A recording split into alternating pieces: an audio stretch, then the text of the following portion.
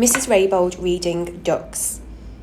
The day before the last day of school, Mr. Tushman called me into his office to tell me they had found out the names of the 7th graders from the nature retreat.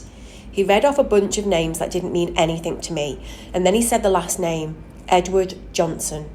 I nodded. You recognise the name, he said. They called him Eddie. Right. Well, they found this in Edward's locker. He handed me what was left of my hearing aid headband. The right piece was completely gone, and the left one was mangled. The band that connected the two, the low bar part, was bent down the middle. His school wants to know if you want to press charges, said Mr. Tushman. I looked at my hearing aid. No, I don't think so, I shrugged. I'm being fitted for new ones anyway. Why don't you talk about it with your parents tonight? I'll call your mum tomorrow to talk about it with her too.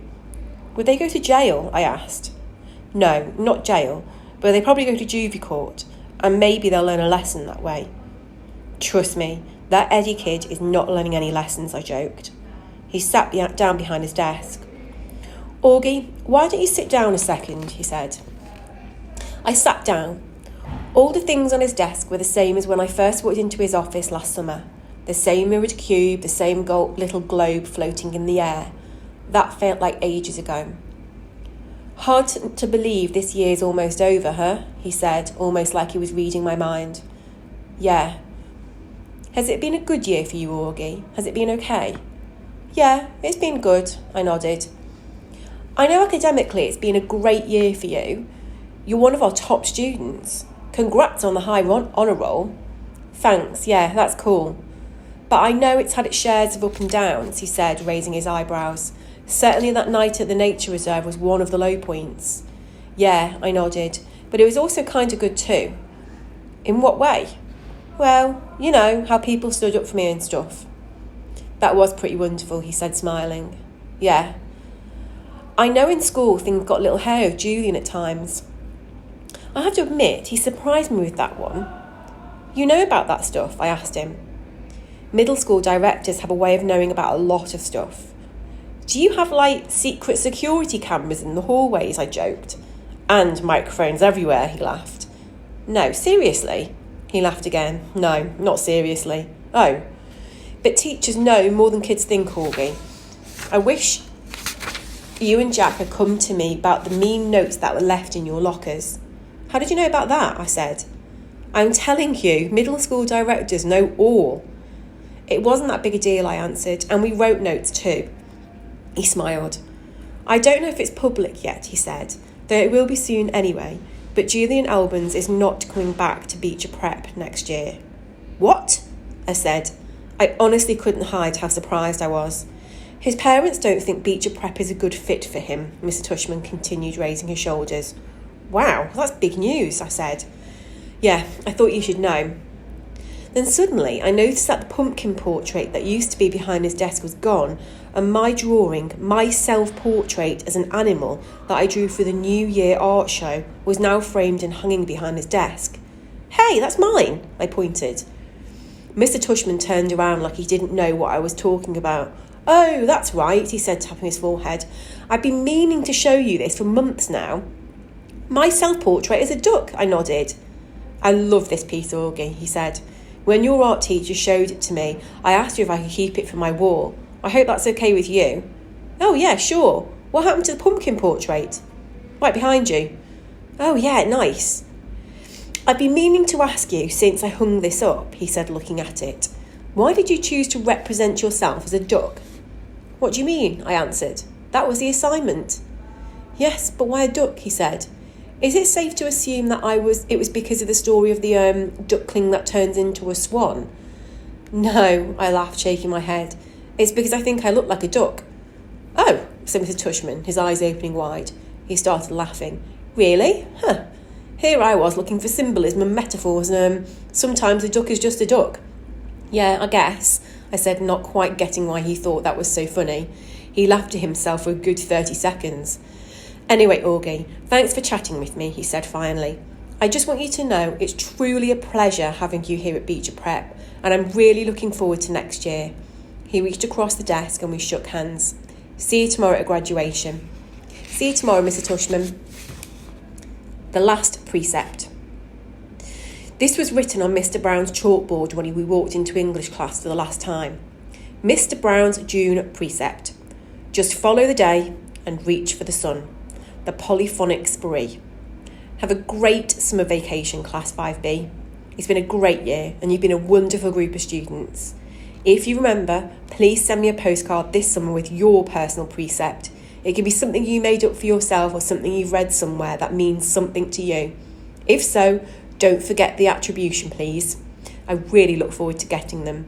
Tom Brown. The drop-off.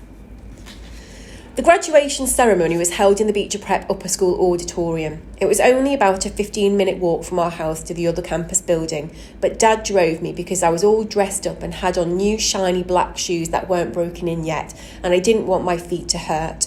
Students were supposed to arrive at the auditorium an hour before the ceremony started, but we got there even earlier, so we sat in the car and waited. Dad turned on the CD player and our favourite music came on.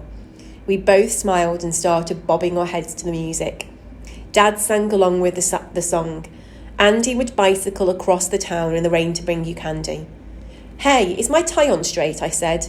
He looked and straightened it a bit as he kept on singing. And John would buy the gown for you to wear to the prom. Does my hair look okay? I said.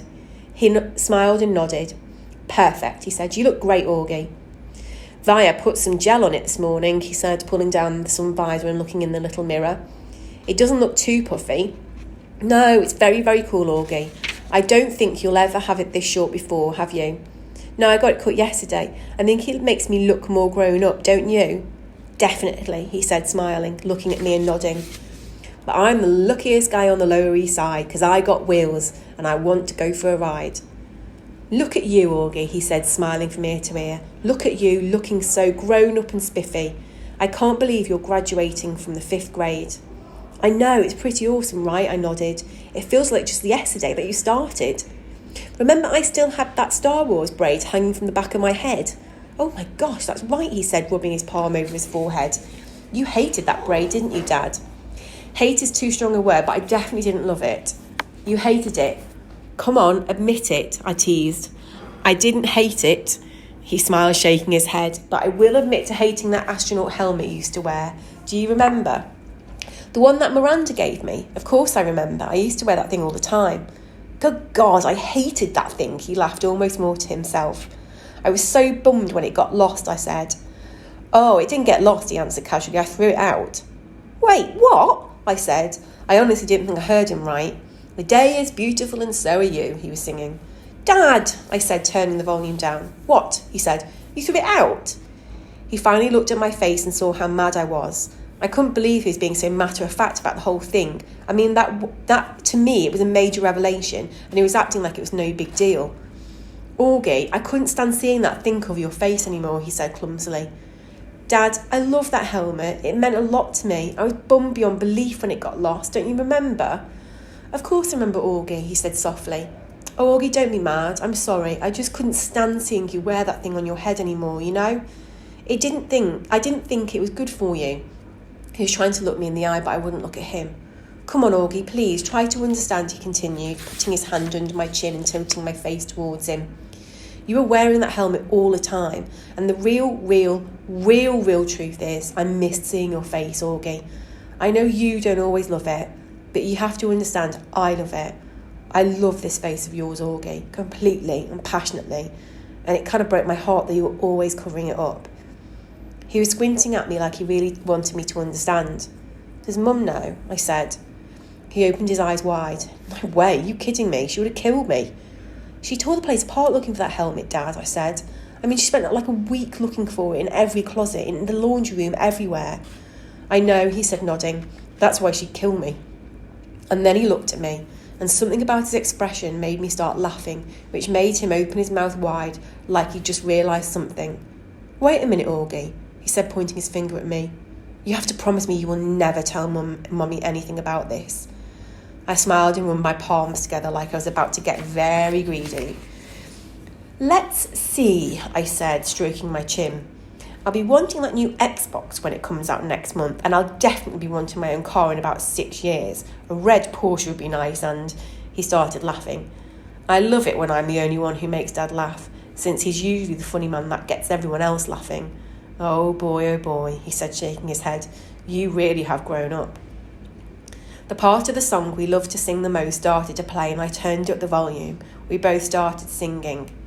I'm the ugliest guy on the Lower East Side, but I've got wheels and you want to go for a ride. Want to go for a ride, want to go for a ride, want to go for a ride.